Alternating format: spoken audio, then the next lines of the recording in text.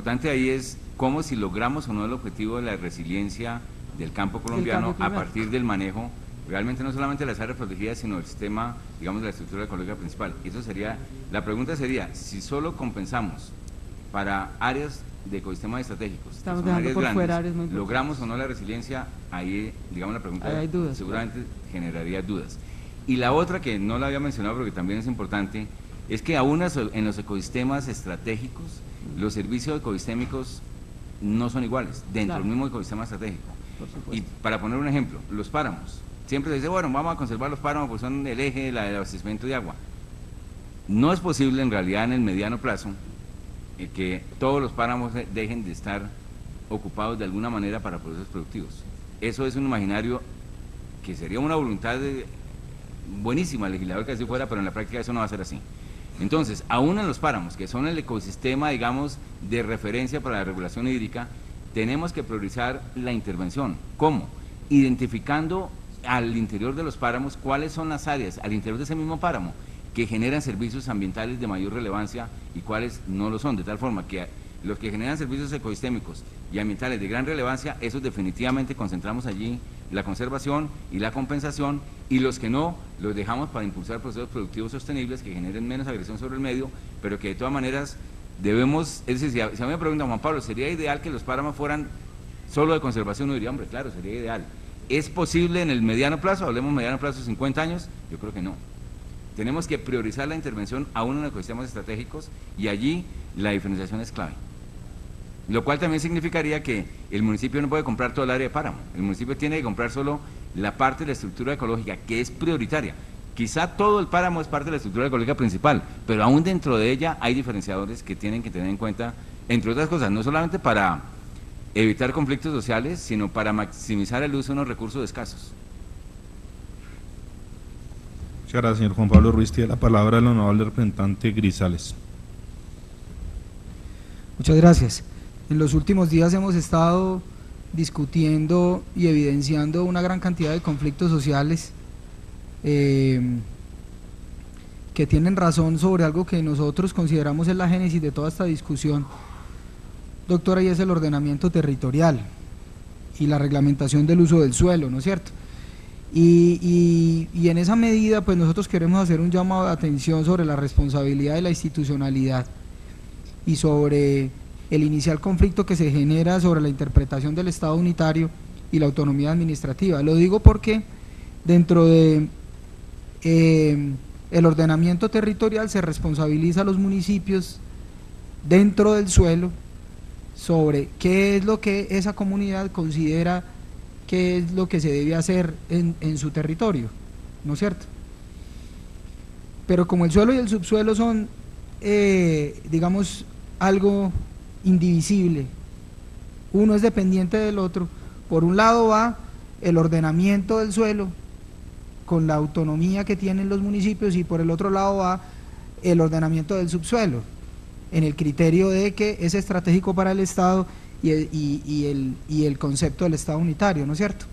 Y ahí se genera el inicial conflicto. Si este proyecto, digamos, aporta a resolver ese conflicto social que se está generando, porque de verdad cuando uno baja a los territorios, nosotros que somos del Quindío, por ejemplo, hay una discusión muy álgida sobre los proyectos de desarrollo minero que hay en esa zona del país. La comunidad está, digamos, muy sensible con respecto a esos temas, y ahí definitivamente, lo explicaba usted al inicio, doctora, va a haber una innumerable cantidad de conflictos sociales si nosotros no logramos resolver eso. Entonces llamo la atención sobre la importancia, digamos, de unificar la oportunidad de ordenar el suelo y ordenar el subsuelo, dado que esas son cosas indisolubles. Uno no puede afectar el subsuelo sin afectar lo que nosotros consideramos del ordenamiento y de la reglamentación del uso del suelo.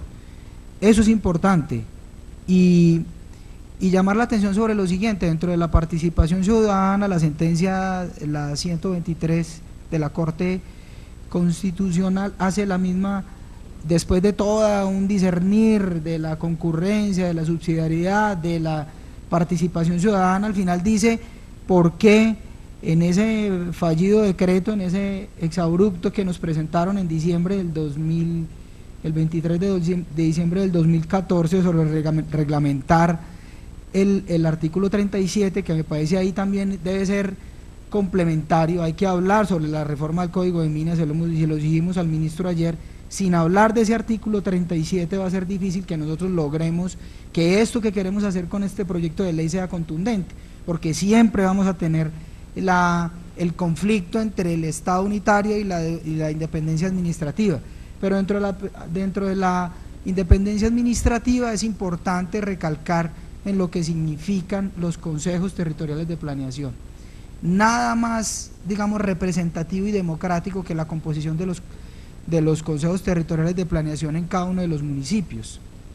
Entonces, con todo eso, el fortalecimiento de la institucionalidad, lo que actualmente tenemos con algo que también el representante Echeverry hacía observación de lo que hay en algunos municipios como Medellín, sobre la participación ciudadana, sobre los conflictos que hay, en lo que advierte la Corte Constitucional ya demandado y en la reflexión por la demanda.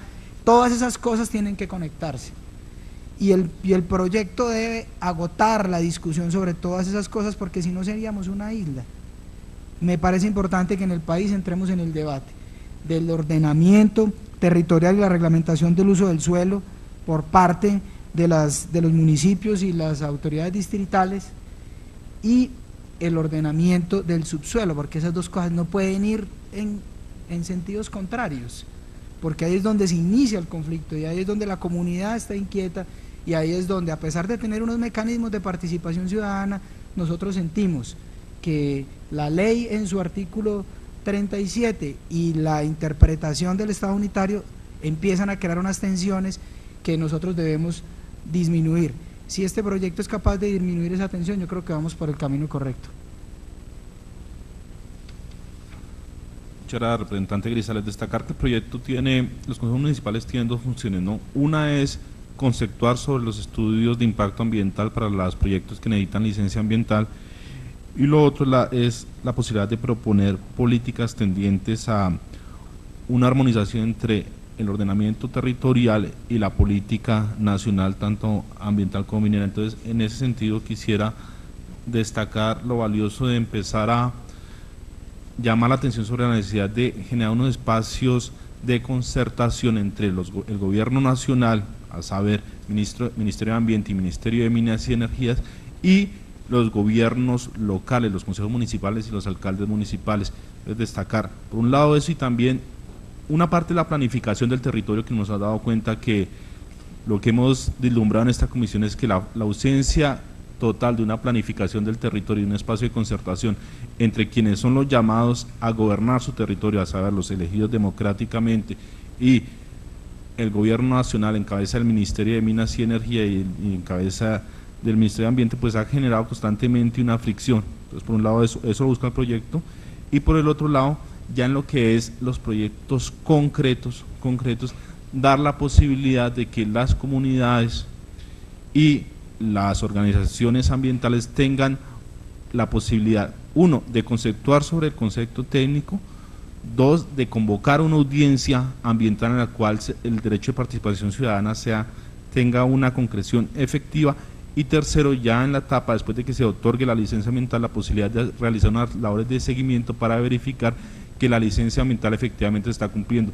Yo creo que una cosa que hemos evidenciado al interior de la comisión es que, a pesar de que haya licencias ambientales con instrumentos y con obligaciones concretas hacia los particulares, lo que se ve en la práctica es que los particulares incumplen sus obligaciones ambientales, y en última la comunidad depende de nosotros, depende que haya representantes que sean comprometidos y que hagan debates de control político, pero es importante resaltar que, si bien eso es una de las labores que nosotros ejercemos, pues no puede depender de una voluntad política, sino que tiene que concretizarse en la posibilidad de que las comunidades ejerzan de manera efectiva ese control.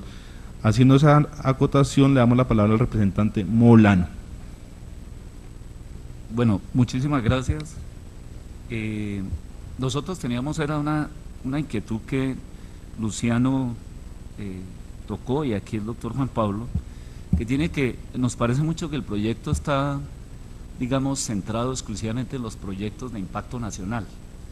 Y nosotros los que habitamos aquí en el departamento de Cundinamarca, particularmente en la Sabana de Bogotá, hemos visto que los planes de ordenamiento territorial han tenido unos efectos nefastos sobre el tema ambiental, particularmente en la Sabana. Recientemente la Universidad de La Sabana hizo un estudio sobre los usos del suelo y diagnosticó que en la gran mayoría de los municipios de la Sabana tenemos una pésima utilización del uso del suelo, y lo que hemos visto es que por la vía de los planes de ordenamiento territorial se ha priorizado la urbanización descontrolada de la Sabana de Bogotá, atentando contra la existencia de los humedales, desplazando la agricultura y generando toda suerte de conflictos y de fenómenos de conurbación que más tarde o más temprano van a terminar siendo supremamente graves. Y nos parecía que la creación de este consejo podría, digamos, tener un significado en relación con esos planes de ordenamiento territorial, para que emitiera ese mismo concepto que va a emitir sobre los grandes proyectos nacionales, también lo hiciera sobre los planes de ordenamiento, particularmente en lo que tiene que ver con los impactos negativos sobre el medio ambiente. Créanme que la situación de la Sabana es supremamente grave. Lo que está sucediendo ahí, nosotros nos referimos mucho a los grandes proyectos, al tema de la minería, a la explotación de hidrocarburos, pero dejamos de ver lo que está sucediendo en las tierras más fértiles de Colombia, que son las tierras de la Sabana, y que quizás quienes han propiciado el daño ambiental en esa zona son justamente los municipios que irían a recibir en parte esas compensaciones. Entonces yo creería que valdría la pena hacer una revisión de cómo no solamente el Consejo, sino ese fondo de compensación y los sujetos beneficiarios de ese fondo de compensación tuvieran alguna responsabilidad en relación con estos temas de los planes de ordenamiento y del impacto que han venido causando en territorios tan importantes como los territorios de la Sabana. Era simplemente eso. Muchísimas gracias. Muchas gracias, representante Molano. Recalcar que respecto a la Sabana de Bogotá, en el proyecto de ley, en el parágrafo segundo del artículo primero, damos una aplicación concreta del principio de participación activa de las comunidades a lo que es la reglamentación o la aplicación del artículo 61 de la ley 99 de 1993, que declara la Sabana de Bogotá como zona de especial protección con vocación primordial de tipo forestal y con vocación agrícola. Dicho esto, Claudia, no sé quién sigue, por favor. Muchas gracias, representante Molano, muy pertinente. Yo creo que ahí hay que retomar lo que ya varios representantes nos han dicho, el doctor Grisales también, y es pensar un poco más en detalle cómo se complementan los consejos verdes con los consejos territoriales de planación, que tienen estas funciones también sobre el plan de ordenamiento territorial, que sin duda es el tema de fondo, el tema de ordenamiento del territorio, de entender que el territorio tiene suelo y subsuelo y que eso tiene que ir coordinado. No puede ser que uno tiene un ordenamiento del territorio solo del suelo y después alguien viene y le dice vía subsuelo, que básicamente le cambia todo el plan de ordenamiento, o por lo menos una parte fundamental de él. De manera que es una acotación muy pertinente, es un tema complejo, vamos a pensar en detalle cómo abordarlo de fondo para la ponencia, y les agradecemos mucho sus aportes. Invito entonces ahora a intervenir al doctor Mauricio Cabrera, otro experto muy importante en estos temas. El doctor Mauricio Cabrera es coordinador de políticas en temas mineros de la WWF, fue Contralor Delegado para el Medio Ambiente de la Contraloría General, asesor experto en temas ambientales. En fin, me voy a ahorrar igualmente su extensa y muy importante hoja de vida. Le agradezco mucho que nos acompañe con mucha generosidad, como todos los demás, con su conocimiento sobre este tema. Muchas gracias, Claudia, muchas gracias al senador Inti también por la invitación. La idea era poder compartir con ustedes algunas de las observaciones relacionadas con los dos proyectos de ley y con algunos otros temas que se han venido tratando en el marco de proyectos que estamos desarrollando en WWF y que pueden nutrir alguna de la información para complementar las propuestas normativas que están planteadas. Voy a abordar algunos temas, pues primero celebro también, así como lo planteó la senadora, la disposición que se ve de apertura del Ministerio de Minas y Energía reciente para discutir este tipo de temas, pues que llevábamos años poniendo en la agenda pública y que la puerta había estado cerrada. Sin embargo, es muy interesante, que creo que fruto un poco de los conflictos que se han venido presentando en el territorio. Yo creo que el tema del Código de Minas y lo que eso generó en términos de afluencia, de otorgamiento de títulos mineros, sumado a la gran cantidad de procesos de minería ilegal que también se están dando en todo el territorio, pues generó un conflicto pues que lleva a la situación de ser considerados el segundo país con mayor conflictos ambientales en el mundo, y lleva a la necesidad de discutir a fondo estos temas de ordenamiento del territorio y de las propuestas legislativas que llevan a cómo se materializan esos proyectos de desarrollo se dan en el territorio. Un tema de contexto, pues algunos de los temas ya los habían mencionado, pero voy a aportar datos sobre capacidad institucional. Digamos, la capacidad institucional para tomar las decisiones es dramática. Voy a dar unas cifras. En este momento hay alrededor de 10.000 títulos mineros en Colombia, de los cuales 2.700 cuentan con licencia ambiental. Las cifras pueden estar desfasadas.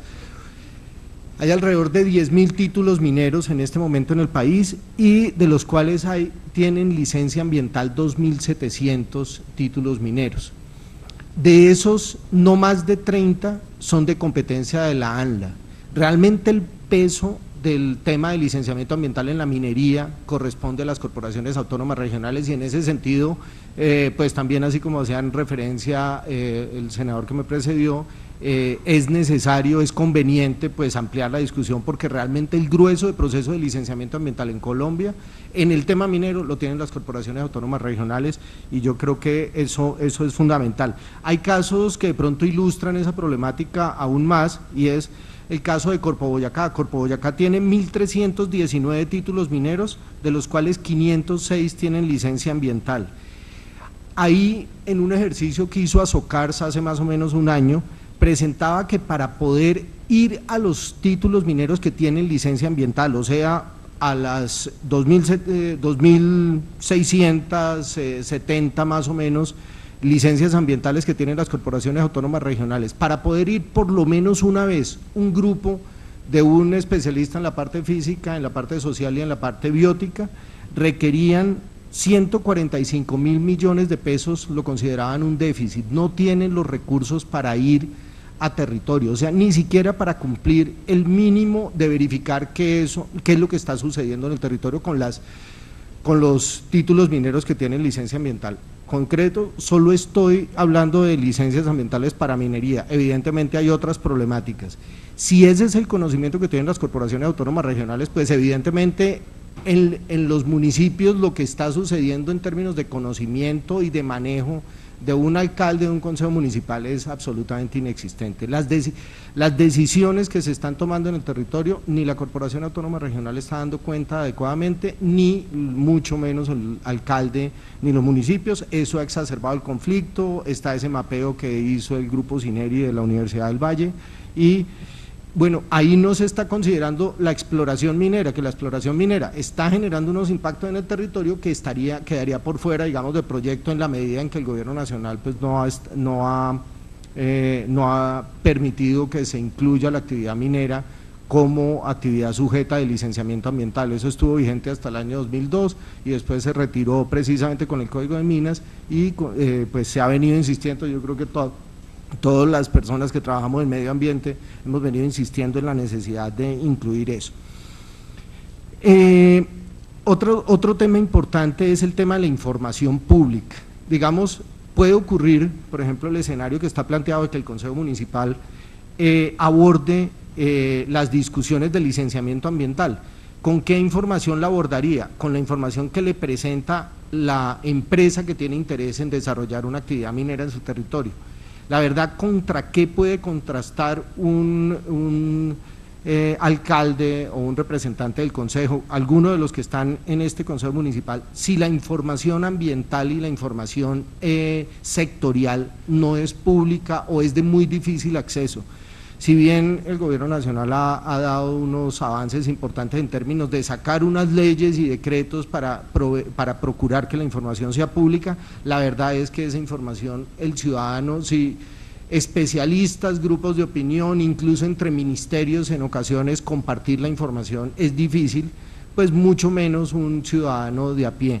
En ese sentido, consideramos que un tema muy importante de tratar y de empujar es la posibilidad de que la información esté disponible en lo posible de forma online, obviamente sin ningún costo para quienes tengan pues la necesidad de discutir los proyectos que van a ser sometidos, o si no estaría siendo una discusión asimétrica entre la información que tienen los empresarios que tienen interés de desarrollar el proyecto en su territorio y los representantes del Consejo que no tendrían contra qué contrastar, y la información ambiental es muy compleja, es costosa de generar, entonces creo que hay que poner toda la información disponible.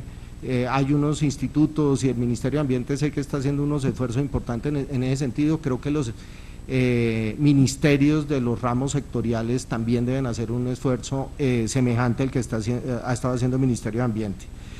El tema, pues también lo trató el senador anterior, el tema del conflicto de instrumentos de ordenamiento del territorio. En un mapeo reciente que hizo la UPRA, la Unidad de Planeación del Ministerio de Agricultura, identificaba 152 entre instrumentos y categorías de planeación diferentes. Entonces el tema no se circunscribe a la discusión de suelo y subsuelo, sino que en el territorio están ocurriendo los POMCA, los POT, los planes de los parques nacionales, el plan de manejo ambiental de la empresa minera, que no es de menor, digamos, uno pensaría que es una cosa muy local. Cuando uno va a los municipios del Cesar y de La Guajira, uno está hablando de municipios que casi el 70-80% de su territorio es un gran título minero que efectivamente está interviniendo. En la zona central del Cesar estamos hablando de más de 70.000 hectáreas que tienen proyecto minero en desarrollo, o sea, no el utópico de dónde se va a desarrollar, sino huecos de 5 kilómetros, de 7 kilómetros de largo. Entonces, identifica la UPRA 152 instrumentos y categorías de planeación, y de esos, la gran mayoría, más del 70% de esos instrumentos de planeación vienen de la institucionalidad ambiental. Entonces el receptor, que es el alcalde y los consejos municipales, y en este sentido sería la responsabilidad, digamos, un poco de articulación. Yo creo que se debería plantear la necesidad de que esos consejos abordaran también esa problemática, porque donde se manifiestan los problemas es efectivamente en el territorio. Entonces, estos 152 instrumentos de ordenamiento entran en conflicto, muchos de esos vienen del subsuelo, precisamente del otorgamiento de títulos mineros en Bogotá o en Medellín, que es la única gobernación que Antioquia la que quedó con la competencia. Entonces, creo que sería un tema importante ver cómo se articula esto. En minería, por ejemplo, el 85% de los instrumentos de ordenamiento territorial son de orden nacional, y vemos cómo el sector ambiental, al contrario, es un 25% los de orden nacional. O sea, realmente hay mucha discusión en muchos de los instrumentos de ordenamiento territorial que devienen de la legislación ambiental.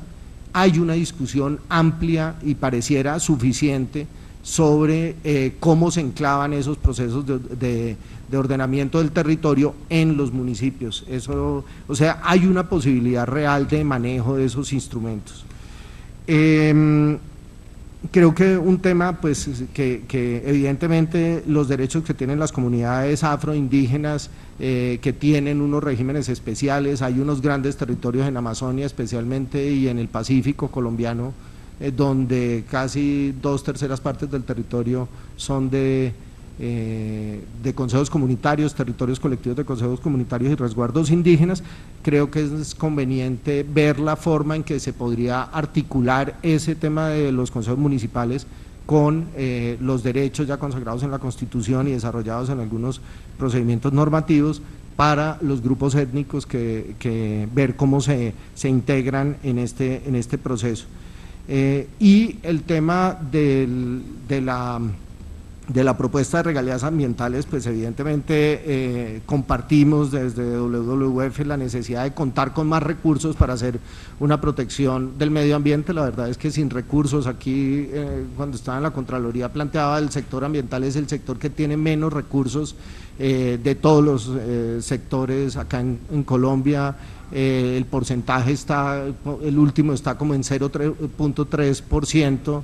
Del presupuesto general de la nación destinado a eso, pues eso es completamente insuficiente, y las comunidades, especialmente nuevamente en Amazonia y Pacífico, tienen que tener alternativas para desarrollar pues sus proyectos de vida.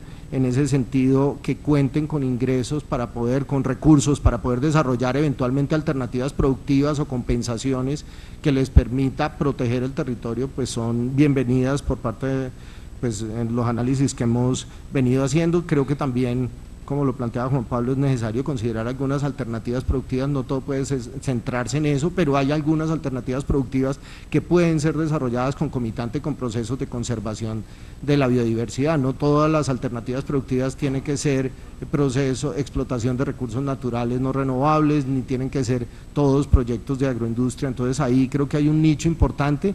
En ese sentido, pues veníamos investigando sobre cómo es necesario ver cómo se articula la legislación que protege el acceso a recursos genéticos y la necesidad de que las comunidades puedan obtener los permisos de manera eficiente y rápida ante una corporación autónoma regional para que pueda hacer esos proyectos. Hoy por hoy es mucho más fácil acceder a un título minero que obtener un permiso, una comunidad campesina o indígena o negra en el territorio para poder sacar una palma y sacar una fibra o extractos que puedan permitir mejorar sus condiciones de vida. Entonces creo que son consideraciones que van en la dirección positiva. Vemos los dos proyectos de ley muy convenientes para el proceso de conservación de la biodiversidad en Colombia. Muchas gracias. Muchas gracias, doctor Cara. Yo quisiera retener de su intervención como ponente. Yo creo que hay dos cosas que vamos a incluir en el proyecto. La primera es, usted bien llamó la atención sobre en lo que tiene que ver con el tema minero. La mayoría de licencias ambientales se da vía CAR, nomás en el caso de Bogotá son las corporaciones autónomas, la CAR de Cundinamarca, incluso la CAR, la Corporación Autónoma Regional es la que tiene la mayor cantidad de licencias ambientales para la extracción minera que se hace en las localidades de Usme y de Ciudad Bolívar, y a título excepcional solo las grandes extracciones mineras van por la ANLA. Entonces, en ese sentido, en la redacción del proyecto incluiremos, no solamente para evitar dudas y para tener una mejor redacción, no vamos a poner solamente ANLA, sino vamos a poner corporaciones autónomas regionales.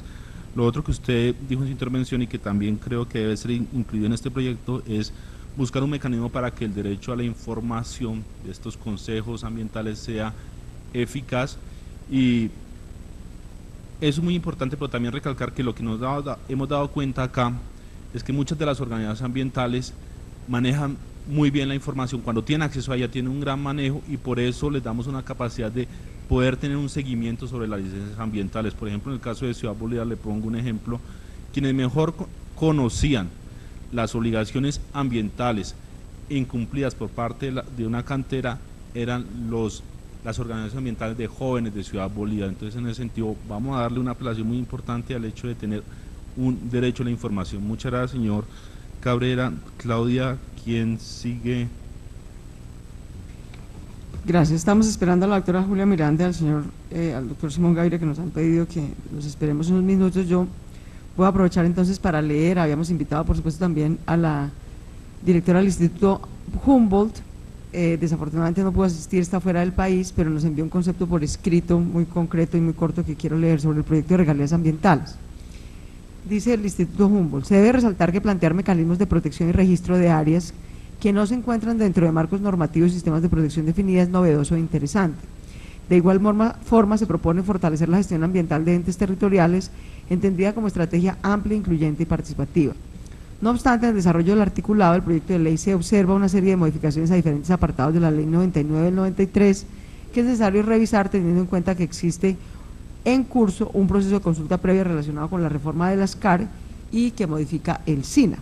Entre los artículos de la referencia al proyecto de ley están: artículo 4º, parágrafo 3º, el cual propone destinar el 20% de los recursos percibidos por las corporaciones autónomas regionales por concepto de los gravámenes a la propiedad inmueble para que se transfieran al Fondo de Compensación Ambiental, que se destinará para pago a los municipios por conservación de áreas naturales. Se considera ambiguo el manejo de los recursos destinados a este fondo, ya que queda la incertidumbre de la capacidad de los municipios para ejecutarlos, considerando su destinación. Asimismo, cabe reflexionar sobre cuáles son los mecanismos de control y seguimiento.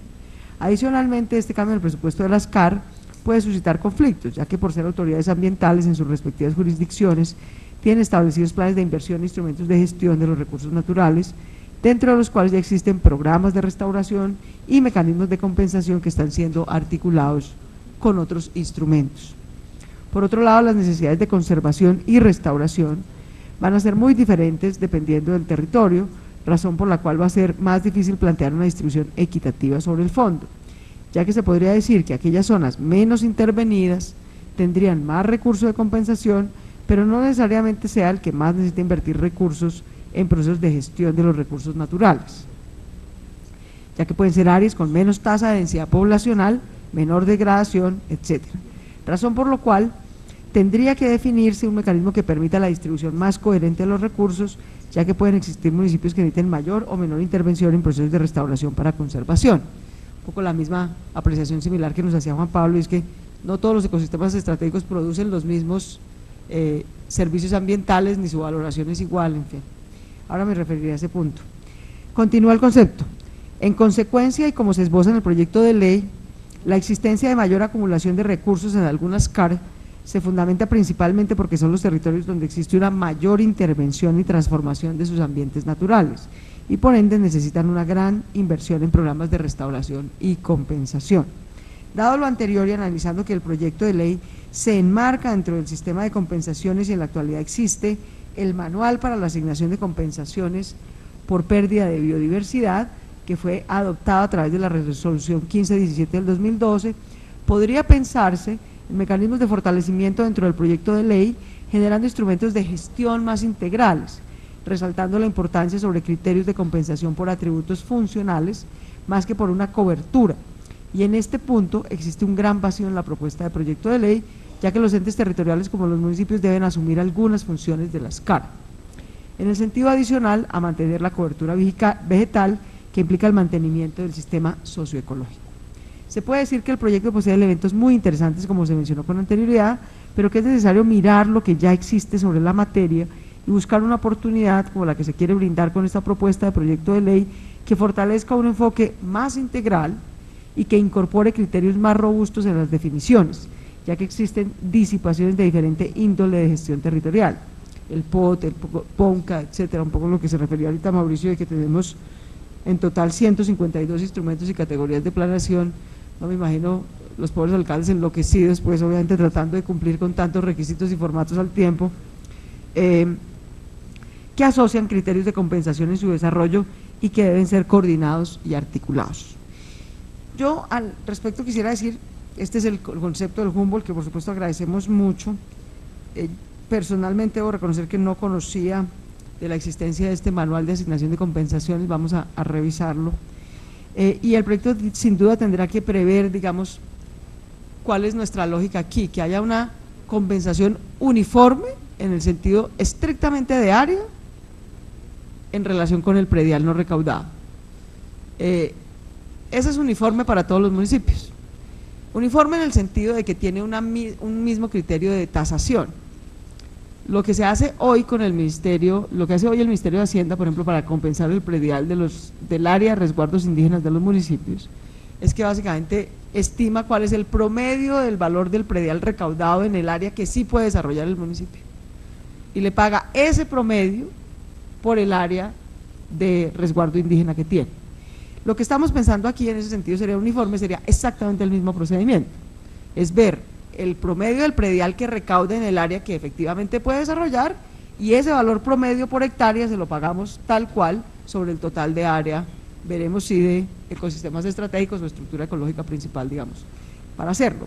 Ahora, esta no es la primera vez que nos dicen, hay una preocupación y es que no sabemos, dos preocupaciones, digamos. Uno, las CAR ya invierten en este tipo de proyectos de compensación, desarrollo, etcétera.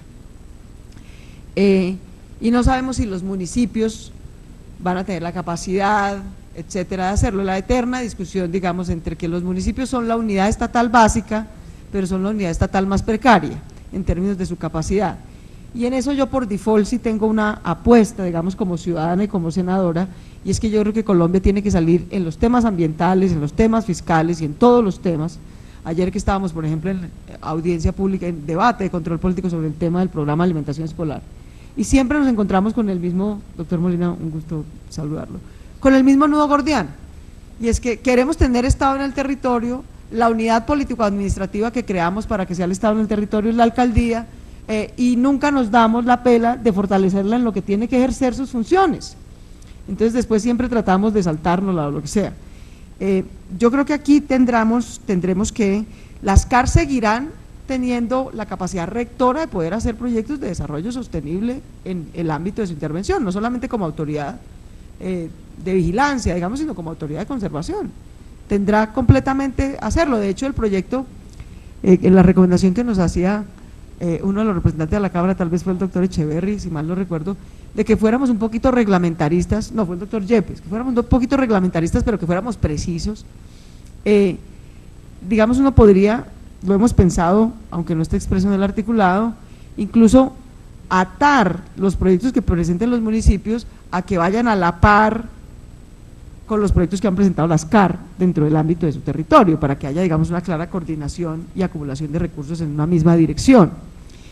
Eso se puede hacer, pero yo sí creo, y estamos convencidos, y eso es parte, digamos, de la lógica de este proyecto, es que además de la intervención de carácter más estructural, de visión más regional, las CAR no tienen delimitación municipal, sino delimitación regional por cuencas ambientales, básicamente, que tiene toda la lógica.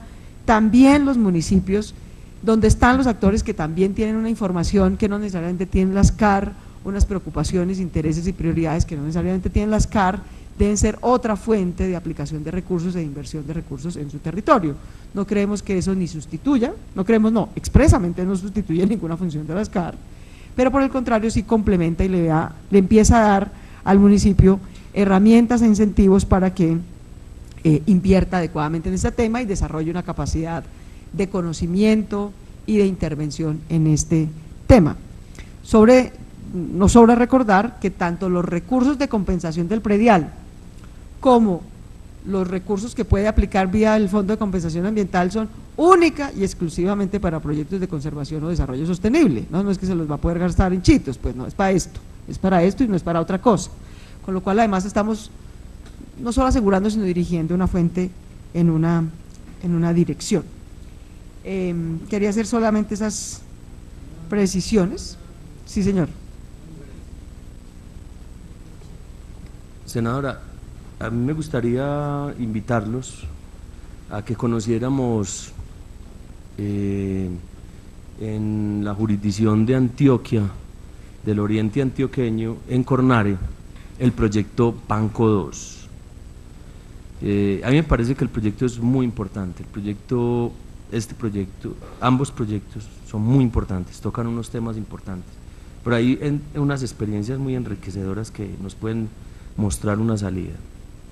Banco 2 es un proyecto que se viene posicionando. A mí me preocupa, no sé si ustedes ya vieron en el censo agropecuario, el informe de que el 50% es bosques, y entonces inmediatamente le apuestan a proyectos de distrito de riego, que de paso se ha dicho solo el 1% está en este momento pues, en Colombia, que es un exabrupto que uno diría, ahí tendría que buscar responsables, porque ahí hay un frente de corrupción que tenemos que revisar.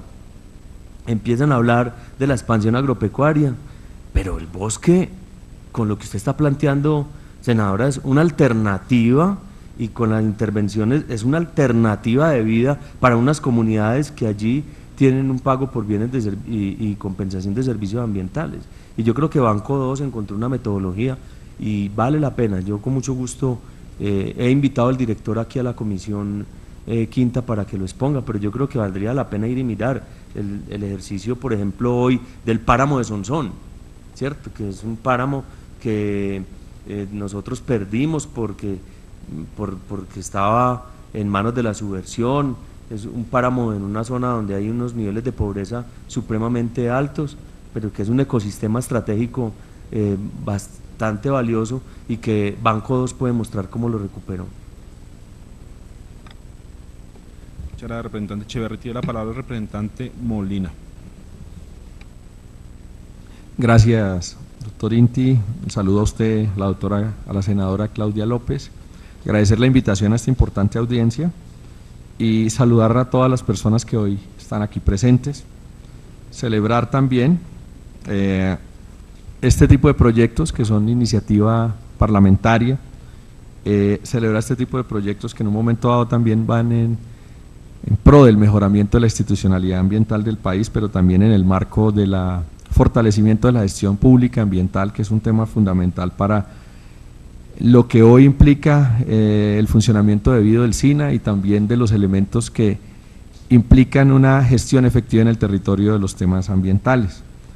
He sido siempre muy respetuoso en este ámbito y precisamente en los proyectos anteriores presentados tratamos de ser muy proactivos y eso lo demostramos en el colegaje, porque yo creo que caracteriza esta comisión INTI es de un colegaje efectivo de conformidad al respeto democrático de las posiciones, pero también en armonía de construir procesos que funcionen para el país.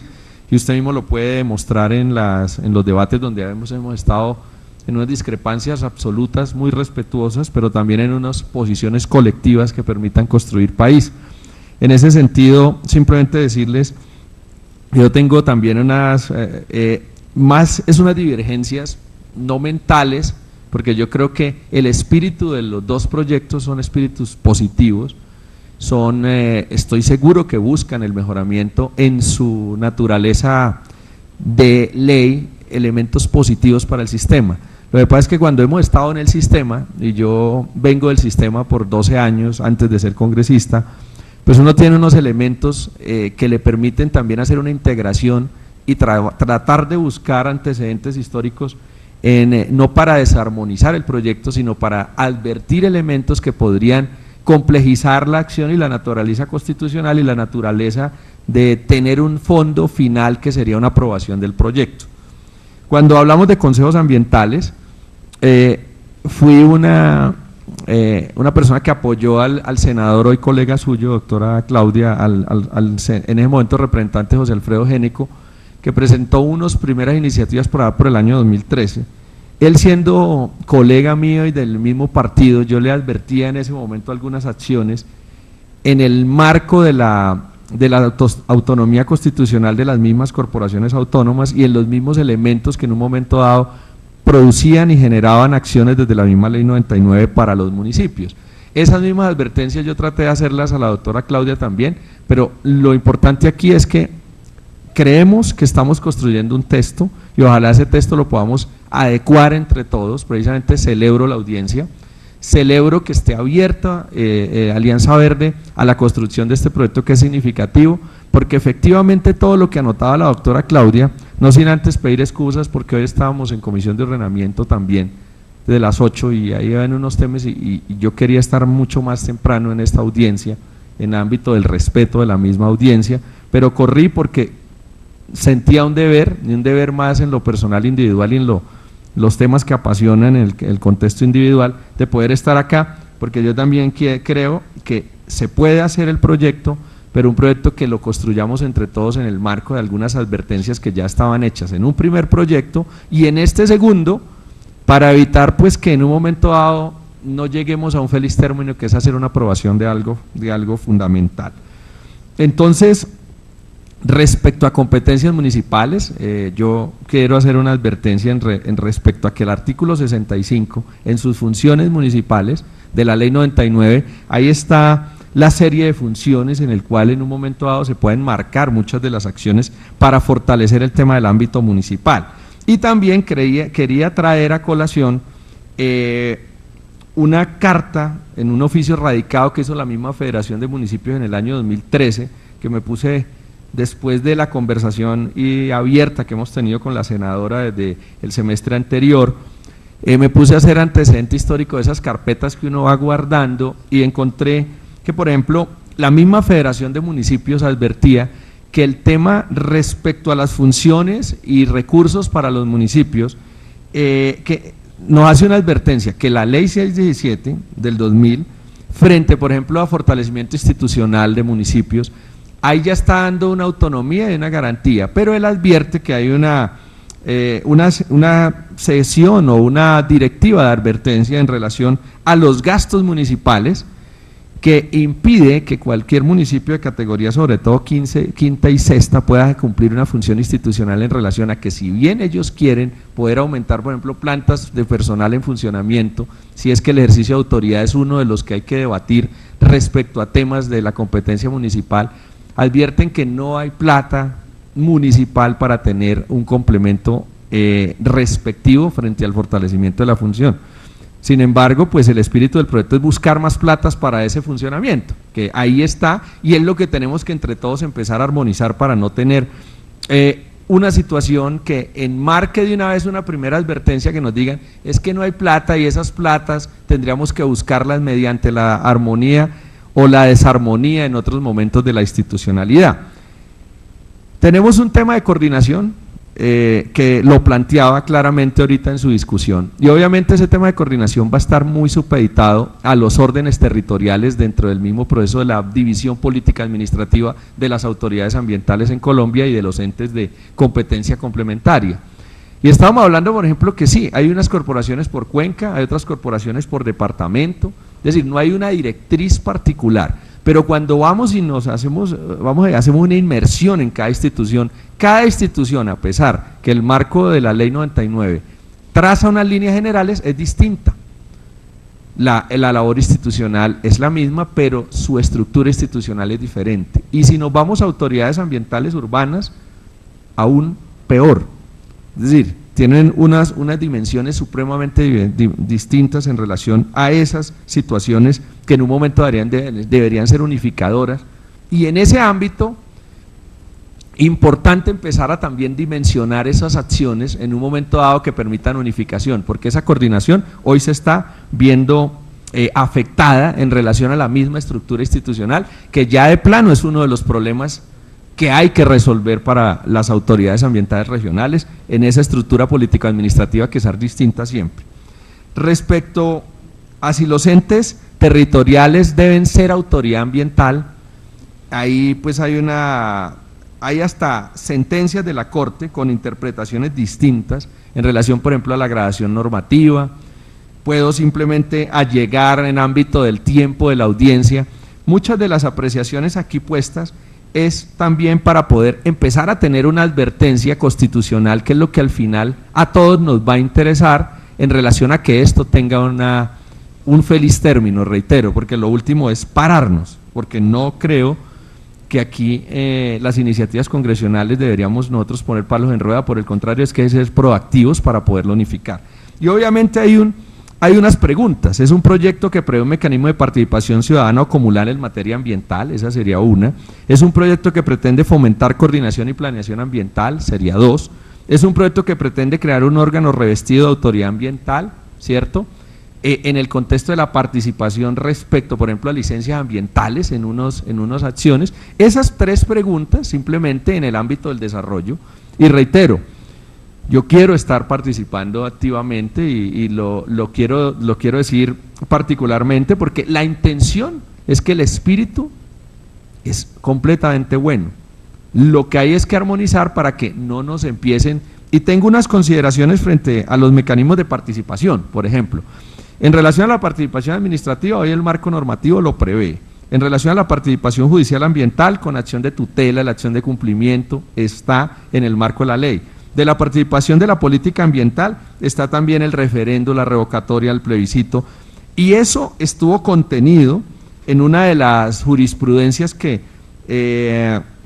la Corte Constitucional en la sentencia T348 del 2012 armonizó y las vinculó, simplemente para decir que si los mecanismos de participación estaban o no reconocidos, pues ahí está una situación en un ámbito jurídico que permitiría dar un asidero y una base para mirar si no es eso lo que está en participación, pues cuál sería el complemento en relación a tener cuidado de lo que está y no desarmonizar de pronto frente a un tema que toque ámbitos constitucionales. Sin embargo, ese artículo primero está analizado en el contexto, reitero, desde el trabajo que veníamos haciendo, que también pues tú y yo, senadora, nos quedamos porque el proyecto quedó ahí, y obviamente me parece que lo mejor fue haberlo presentado nuevamente y que estemos madrugándole a las audiencias en el marco de poder construir un texto que sea en relación al tema de la acción particular. El artículo 2, pues que va a crear el consejo, los consejos como tal. Lo más importante acá es la libertad de la configuración legislativa en el ámbito de cómo tenemos nosotros una posibilidad de influir en la estructura de la administración respecto a la norma que existe. Es eso lo que creo que en el fondo vamos a tener que tener mucho cuidado, y obviamente el proyecto entonces señala la adición al 15A de la ley 99, el cual quedará respecto a los consejos. Y ahí obviamente se pone en un parágrafo primero la instancia respecto al tema municipal. Ahí hay que hablar una situación porque cuando se pidió un concepto respecto a los temas de la misma federación, vuelve y llama la federación a la ley 617 en relación a la libertad para la creación de dependencias como tal, que estaría enmarcada en la ley como tal. Y bueno, viene el análisis del artículo 3º, del artículo 4º, frente por ejemplo a la si se vulnera o no el tema de la autonomía que rige al ente municipal, y ahí pues tendríamos que en un momento dado mirar particularmente una acción específica, de tal manera que en la redacción tengamos que ser supremamente cuidadosos respecto a no ir más allá, de tal manera que el proyecto no va a tener un palo en rueda. Y finalmente el artículo 7º y 8º, ¿no?, respecto a las licencias ambientales, porque como se adiciona el artículo 50A a la ley, el cual quedaría así: la licencia para exploración y explotación de actividades, situaciones que en los decretos reglamentarios y en la misma ley 99 han excluido, por ejemplo, acciones de exploración. Yo sé que hay en este momento una dimensión ambiental en el marco de decir, hay actividades de exploración que generan hoy impactos ambientales que deberían estar licenciadas, y en eso estoy de acuerdo. Sin embargo, como ya hay una decisión del legislador con autonomía del gobierno en relación a los decretos reglamentarios, ahí tendríamos que revisar el ámbito de competencia, y si en el marco de la ley podríamos darle entonces, volver una connotación a la exploración de proyectos, obras o actividades respecto a temas de licenciamiento ambiental que hoy están denotados en el marco de la delegación tácita que tiene la misma ley 99 en relación al gobierno nacional, y el decreto reglamentario, que es el que al final involucra qué actividad sí y qué actividad no, y si en las actividades generales las subactividades también deberían tener o no, porque el decreto 1728 desde el 2002 excluyó una cantidad de actividades y se fue a la guía ambiental, y eso usted, Rodrigo, lo sabe muchísimo, este hombre que es un jurista que conoce la ley perfecta en relación a eso. Desde la misma 202 se fue al ámbito de las guías ambientales, que fueron un instrumento que adecuó y adaptó algunas actividades y subactividades de esas actividades en relación al tema ambiental. Es básicamente en un primer bosquejo de proyecto, no sin antes decirle que estoy presto. Quería simplemente decirle, doctora Claudia, doctor Inti, y a todos los amigos del Sistema Nacional Ambiental que están acá, que me encantaría seguir construyendo de la mano de ustedes el proyecto, de tal manera que en un momento dado lo saquemos adelante, y que en la fuerza de la unidad de país, distinto a los partidos, tengamos un sentido común colectivo que nos permita una interpretación del proyecto en ese sentido. Y le agradezco mucho la invitación también. Mil gracias, doctor Molina, por sus apreciaciones, su experticia y su generosidad en mejorar este proyecto de manera tal que sea viable. Yo tal vez de su intervención por ahora solo haría una acotación. Queremos crear con el proyecto de Consejos Verdes una instancia de participación ciudadana en materia ambiental, sí. Una instancia de participación de las autoridades político-administrativas locales, alcaldías y consejos, y también de las autoridades ambientales para que concerten con la comunidad, sí. Queremos crear una instancia de coordinación entre estas varias voces locales y las autoridades nacionales, sí. ¿Queremos crear un ente municipal en materia ambiental? No, esos no son los consejos verdes. ¿Queremos crear una autoridad ambiental local? No, esos no son los consejos verdes. Las autoridades ambientales están establecidas, están plenamente establecidas y se respetan. Solo esa acotación de sus muchas apreciaciones muy importantes y de nuevo mil gracias por la generosidad. Entonces, representante Molina, yo también quisiera acotar, si algo que hemos evidenciado en esta comisión es que los conflictos ambientales carecen de un espacio de interlocución para ser visibilizados, y las personas que mejor conocen sus problemáticas ambientales son quienes habitan el territorio como tal. En ese orden de ideas, el objetivo del proyecto es posibilitar que las personas que habitan el territorio, que conocen mejor que nadie cómo afectar un proyecto antes de emitir la licencia ambiental y cómo está afectando un proyecto después de haber emitido la licencia ambiental, y que hay un incumplimiento por parte del particular, pues puedan tener un mecanismo de acción formal y concreto que no dependa de la voluntad política.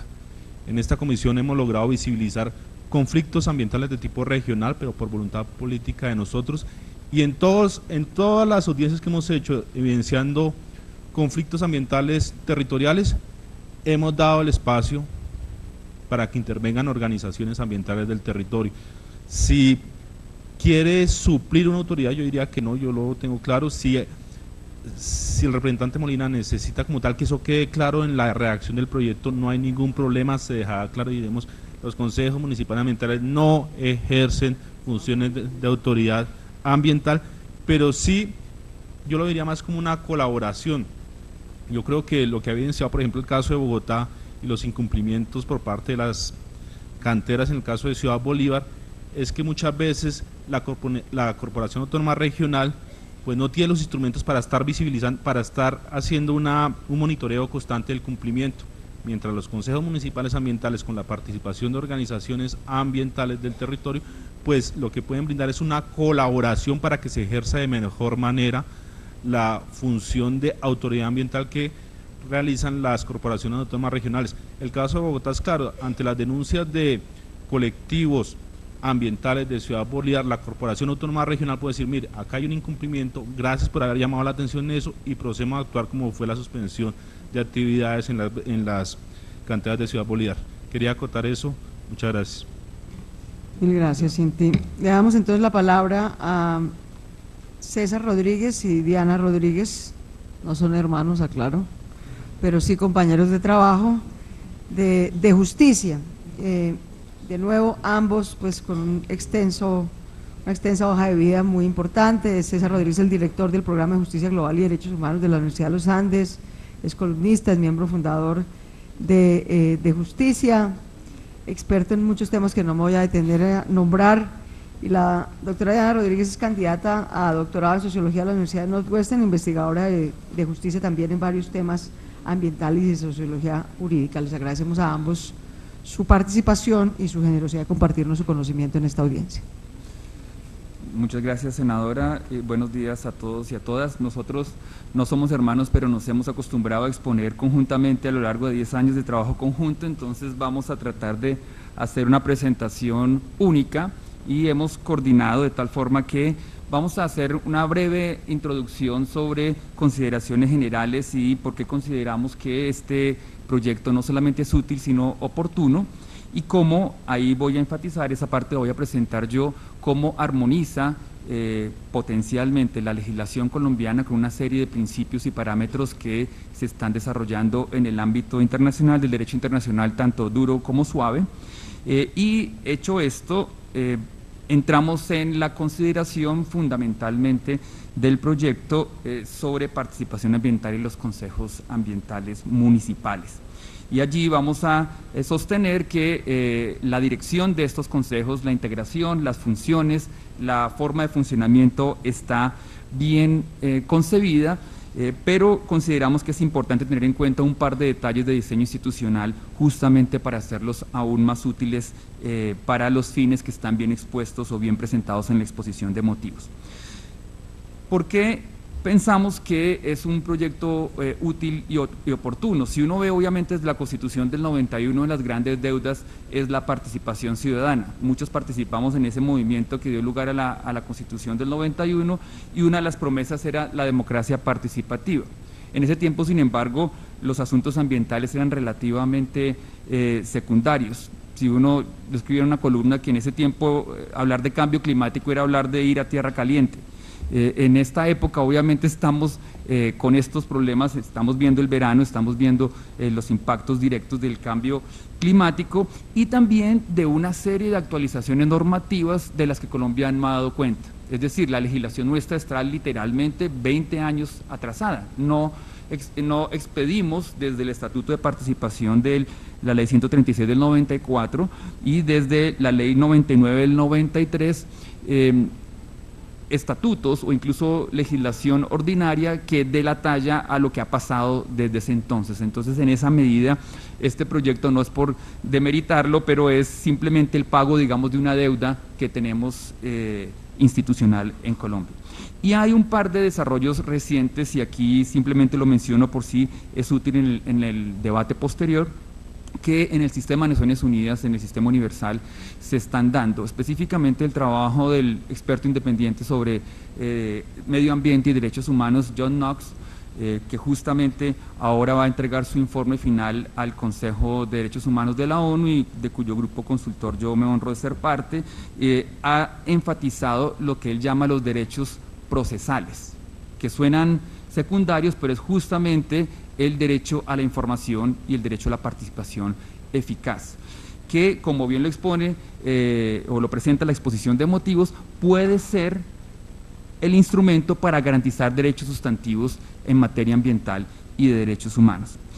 Y obviamente en el contexto nuestro esto implicaría, si este proyecto termina en buen puerto, que existirían unas reglas de juego más claras. Lo que uno ve, y nosotros trabajamos alrededor de Colombia, en comunidades campesinas, en comunidades indígenas, afrodescendientes, es lo que todos hemos visto, ustedes también, la falta de reglas de juego. Es decir, que haya algunas reglas de juego, así no sean perfectas, es mucho mejor que el vacío normativo que tenemos en este momento. Esto no es para alentarlos para decir cualquier regla es mejor que la ausencia de reglas, eso no, puede haber unas reglas que son peores que el vacío, pero unas reglas de juego que sean claras, breves, sucintas, como estas, creo yo que nos ayudan a avanzar en esa dirección. Nos centramos entonces en el tema de la participación, y aquí yo quisiéramos nosotros dar un pequeño llamado más sociológico que jurídico, y que consiste en que todos sabemos que estos procesos de concertación, consulta, ahora Diana justamente va a preguntar exactamente hacia dónde va este proyecto, si lo que está buscando es que los mecanismos o el consejo o los consejos sean un espacio de concertación o un espacio de consulta, que son dos cosas bien distintas jurídicamente, pero todos estos diálogos, llamémoslos de manera genérica, tienen lugar en medio de una asimetría fundamental entre los actores involucrados. Es decir, el nivel de información que tiene, por ejemplo, una agencia estatal, de un lado, la empresa que está interesada, digamos, en un proyecto minero, del otro, la comunidad o las comunidades que potencialmente serían afectadas, es abismal. La asimetría es abismal. Entonces, cualquier regla de juego que quiera apuntarle a una participación genuina, significativa, debería estar encaminada a disminuir esa asimetría de poder y de información. Y para eso los detalles, ahí sí que el diablo está en los detalles. Depende con qué efectos. Ahora voy a mencionar 4 detalles de diseño institucional que nos parecen importantes, pero en general de lo que se trata aquí es encontrar una cuadratura del círculo donde, sin crear un obstáculo formidable o un veto absoluto a actividades de minería, por ejemplo, se disminuyen esas asimetrías. A este tipo de cuadratura del círculo apuntó la Corte Constitucional en la sentencia que está bien citada en el proyecto y que seguramente aquí se ha debatido, la C-123 de 2014, que crea unos parámetros interesantes, vagos, porque así es la jurisprudencia constitucional. A la Corte Constitucional no le corresponde diseñar los detalles de la legislación, esto le corresponde a este organismo, pero es un balance mucho más adecuado que, por ejemplo, el que intentó fracasadamente alcanzar el Gobierno Nacional con el decreto 2691 del año pasado, o el decreto navideño, que lo que hacía, como ya lo advierte ahora el Consejo de Estado al suspender provisionalmente ese decreto, es justamente aumentar las asimetrías entre, de un lado, las empresas y las entidades estatales, y de otro lado, las comunidades. Para darle la palabra a Diana, resalto entonces las 4 condiciones estructurales de diseño institucional que creemos que se deben tener en cuenta, muy en cuenta, para que la participación sea genuina y la asimetría sea disminuida, porque si no en lo que terminamos es en el tipo, hay dos modelos extremos de participación, una de fachada, de socialización rápida y de aval de firmar en una lista como de asistencia, y otra, poniendo en el otro extremo, la capacidad incluso de una comunidad de votar en contra y vetar un proyecto. Entre esas dos extremos existe un continuo en el cual uno puede inclinarse hacia un lado o hacia el otro, y justamente para que se incline más en la dirección de una participación genuina y no de fachada, resaltamos 4 condiciones. La primera, la oportunidad, el momento de la participación, y aquí voy a pasar muy rápidamente porque nos parece que en esto el proyecto acierta, es decir, al adelantar, al anticipar el momento de la participación, y al cumplir en últimas, de nuevo aquí esto es una deuda, al cumplir la recomendación de la OCDE de crear licencias ambientales para el momento de la exploración, evidentemente se hace en un momento más oportuno que en el de la explotación que en este momento tenemos. 2, segunda condición, información. En nuestra experiencia, y estoy seguro en la de muchos aquí presentes, la gran fuente de asimetría y de opacidad es la falta de información. En Colombia no hay ningún mecanismo serio, ni siquiera un simulacro de mecanismo para que las comunidades sepan a ciencia cierta, y aquí lo de ciencia cierta es literal, porque además no tienen la información científica y no tienen las herramientas para interpretarla, qué potencial impacto puede tener un proyecto. Entonces, el hecho de que este proyecto apunte a que el estudio de impacto ambiental, que en este momento es una caja negra, nadie sabe, o sea, nosotros cuántos derechos de petición hemos puesto a lo largo de años y años para conocer los estudios de impacto ambiental, como además no hay verificación imparcial, como además son hechos por expertos contratados por las empresas y ahora, digamos, revisados en un mecanismo express, pues terminamos en una opacidad total que no es compatible ni con los principios internacionales de acceso a la información, ni siquiera con el derecho nacional sobre participación e información. El tercer punto, y aquí hago una de las 2 anotaciones puntuales de diseño institucional que sugeriría tener en cuenta para siguientes encarnaciones de este proyecto. La capacidad. Sí, obviamente, junto con la información hay una asimetría muy grande de capacidad técnica y financiera. Uno de los problemas grandes que hemos criticado del decreto navideño, ¿cómo se llama? 2691-2014, es que le bota la pelota, para ponerlo en términos coloquiales, a las autoridades municipales, en ese caso al Consejo, para que sean los concejales o los municipios los que se arreglen para conseguir a los técnicos y financiarlos.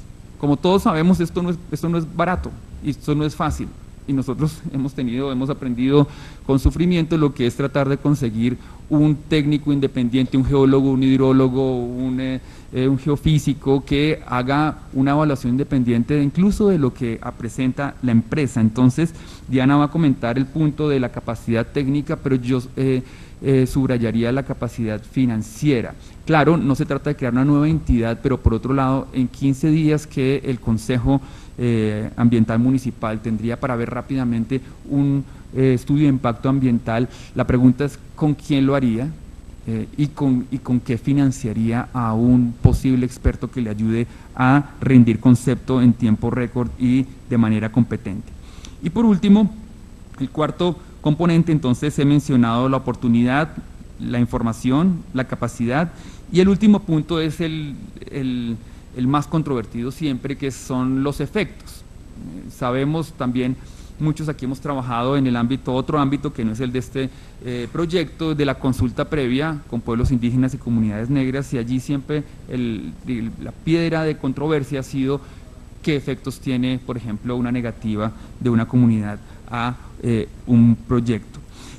Yo creo que hace bien este proyecto de ley en no meterse en ese lío, porque justamente de ahí nunca saldría. Sin embargo, y a pesar de que ya lo dice en la exposición de motivos, creo yo que también es importante cuidarse de un riesgo opuesto, que es que se interprete que este es el mecanismo de participación en asuntos ambientales a nivel local. A pesar de que en la exposición de motivos se dice que, que esto no es ni consulta popular, ni referendo, etcétera, etcétera, que no obstaculiza ni impide los otros mecanismos, todos sabemos en la práctica cómo funciona esto. Yo ya veo posiblemente...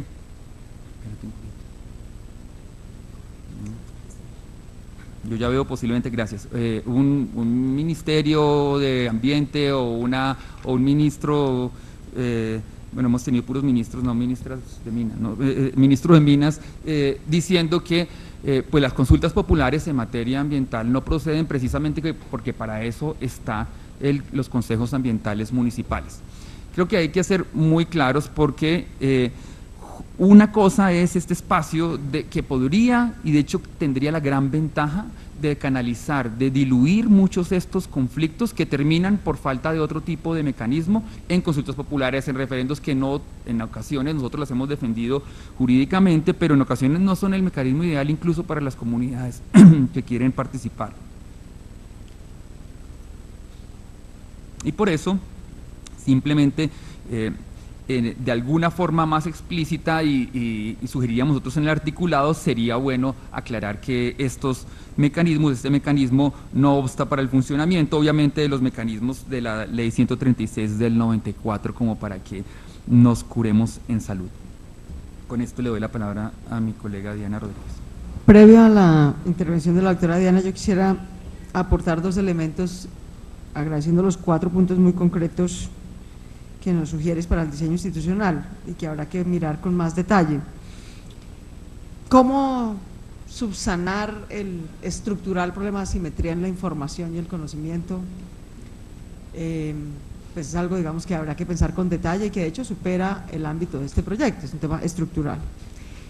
En el tema de capacidad técnica y financiera, sí quisiera ser muy clara, así como le contestaba al doctor Molina con toda claridad que este es un mecanismo de participación y en ningún caso es ni un ente municipal ni una autoridad ambiental local. También quisiera ser explícito con toda claridad que el propósito de este proyecto es literalmente invertir la carga de la prueba que puso el decreto navideño. La carga de la prueba en conocimiento técnico y en insumos técnicos para tomar decisiones en materia ambiental. El dichoso decreto navideño básicamente le dice a los consejos municipales: solo si me quiere hablar, solo para abrir la boca, ¿no?, tiene que tener un estudio que paga usted. ¿Ya? Estoy, por supuesto, exagerando el decreto, pero para que tengamos una comprensión. El proyecto, de los consejos verdes, le devuelve a la autoridad ambiental, sea la CAR o el AMLA, decirle no, es al contrario. Primero, nosotros los ciudadanos y las autoridades locales para hablar no tenemos por qué pagar estudios.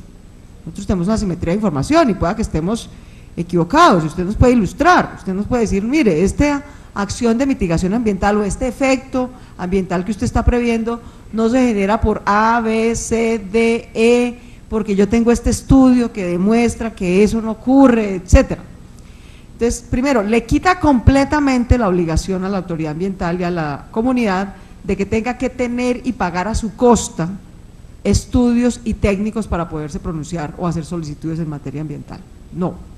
Y por el contrario, le da al Consejo la facultad de solicitarle a la autoridad ambiental y a través de ella, lo decidirá la autoridad ambiental, al privado, poder realizar estudios o tener conceptos que estarán a cargo o del privado, o del AMLA, o de los dos, o de la autoridad ambiental, si no es AMLA, es CAR,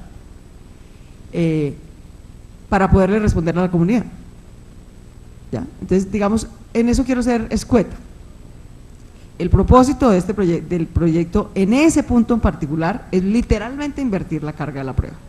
Es que la gente ni las autoridades locales tengan que costear estudios o conceptos técnicos solo para sugerir, preguntar, manifestar preocupaciones, sugerir acciones de mitigación, etcétera, y que por el contrario pueda solicitarlas. Ahora la autoridad podrá, sea la CAR o sea la AMLA, podrá decir si le parece conveniente o no. Es en última instancia quien tiene, por eso es autoridad, es en última instancia quien tiene la decisión de decir efectivamente el estudio es pertinente y procede, lo solicitaré o lo realizaré, o el estudio no es procedente y no procede, no es pertinente y no procede, y podrá tomar, digamos, la determinación de continuar el trámite. Sobre los efectos, pues yo creo que el proyecto es suficientemente claro, digamos, en que no sustituye otros mecanismos de participación, pero entiendo la preocupación de que no faltará el funcionario sagaz que salga a decirnos que con esto cumplió un requisito y que eso invalida otros mecanismos de participación.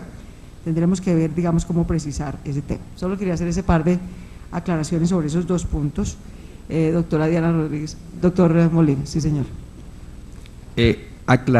Muy claro el tema de la información, porque el tema de la simetría o asimetría de información en Colombia de plano es en todos los sectores muy complejo, entendiendo que la base no solamente para estos proyectos sino para todos en materia ambiental, la línea base de información debería ser única, y ahí es donde estamos teniendo problemas a todo nivel, y en eso estoy completamente de acuerdo, pero también en armonía del proyecto yo estoy completamente de acuerdo. Es un tema que no podríamos entrar porque eso es una dimensión con más aristas que el tema de la participación, tema de información, pero sí con un compromiso que deberíamos tener todos, en el sentido de que hoy los grandes debates que estamos dando en relación a ambiente, un sector productivo, ambiente, un área protegida, ambiente, es hacer una unificación de información, o sea, partir de una línea base de un ordenamiento ambiental efectivo, que es un tema que va a ser complementario en el futuro deseable de los proyectos de ley, pero simplemente para complementar que hoy hay una asimetría de información y eso genera complejidad porque al final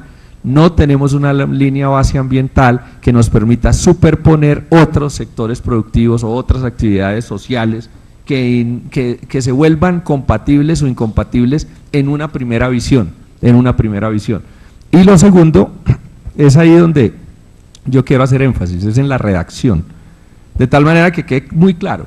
Es decir, que quede muy claro, porque yo también tengo esas mismas prevenciones individuales en algunos asuntos en relaciones a la redacción, para que evitemos una interpretación, porque esas interpretaciones nos hacen daño a todos, y eso es un asunto que lo que invito es, adicional a todo, es a que quedemos en sesión permanente en relación a los temas de complementar positivamente, de tal manera que lo entendamos como todos, y en eso yo también, en eso sí estoy muy de acuerdo en relación a complementar una redacción de tal manera que nos quede claro a todos. Gracias. Perfecto, gracias doctor Molina. Doctora Diana Rodríguez. Muchas gracias, senadora López, y buenas tardes ya para todos y todas. Voy entonces, como habíamos dicho, a complementar algunas de las virtudes que encontramos en el proyecto y adicionalmente elaborar en 4 propuestas de diseño institucional adicional. Entonces, virtudes adicionales que encontramos en este proyecto, aparte de la general de garantizar y sanear la deuda a la participación, pero evitamos que haya tanto desgaste, y desgaste sobre todo esto le debería interesar a los propios ministerios. El Ministerio de Minas desde hace 2 años viene expidiendo uno y otro decreto que constantemente el Consejo de Estado le ha suspendido. Un ejemplo es el decreto 934, otro ejemplo es el decreto navideño de 2691, ¿verdad? Y realmente la razón para demandar los decretos es constantemente la limitación a las entidades municipales de la participación en los asuntos ambientales y los asuntos que tengan que ver con el ordenamiento del uso del suelo.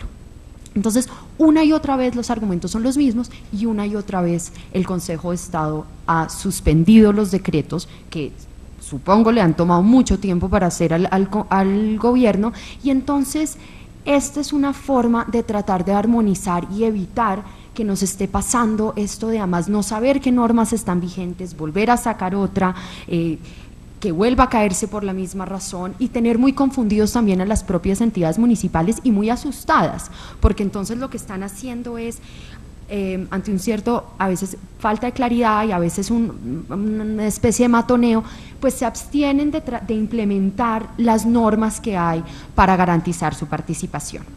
Entonces ese es el primer un punto adicional, evitar el desgaste. El segundo, y es muy concreto, y es, le pone un doliente, un responsable a la audiencia pública, que hoy está en la ley. Como está hoy, nadie es realmente doliente o responsable de hacerlas, y este proyecto le pone un doliente tanto a la audiencia, o sea, necesitar hacerla, pero y muy importante al monitoreo del estudio de impacto ambiental, y yo creo que eso es una gran virtud, pues creemos que eso es una gran virtud de este proyecto. Y lo tercero es que vuelve el estudio de impacto ambiental un documento más público, más social. La OCDE en su informe, de hecho, recalca y critica, abro comillas, que el nivel de participación del público en los procesos de la CIA es muy bajo, se estancó entre el 10 y el 15% durante largo tiempo. Entonces, retomo, para aquello, ¿no?, para los propósitos del gobierno y el deseo de entrar a la OSD, hay una necesidad vista desde ojos externos de garantizar esta mayor participación tanto de las entidades municipales como de la población en estos procesos y hacer, como decía César, menos opaco los procesos. Entonces, con esas tres fortalezas paso a 4 detalles adicionales de diseño institucional. El primer punto es la naturaleza de los consejos ambientales municipales. Y es en síntesis la pregunta si estamos ante una instancia consultiva o una instancia de concertación. El proyecto de ley usa los dos términos indistintamente, sobre todo en el artículo 2, y esto puede prestarse a problemas por 2 razones. La primera, por la obligatoriedad de su convocatoria en pleno. Si es solamente una instancia consultiva, pues puede que el Consejo diga, mire, tengo a 3 personas, tengamos esto, ya surtimos el proceso. Si es una instancia de concertación, la conformación y la obligatoriedad de tenerlo, pues adquiere más peso. Y segundo, la obligatoriedad de sus decisiones. Si es una mera instancia consultiva, podemos caer en el problema que mencionaba César antes, y es que se use para decir, no, es solo una consulta, yo no tengo que tener tomar en cuenta obligatoriamente el concepto. Así ustedes más adelante en el proyecto de ley mencionen que tomar en cuenta el concepto en el proceso de licenciamiento ambiental ante la ANLA es obligatorio.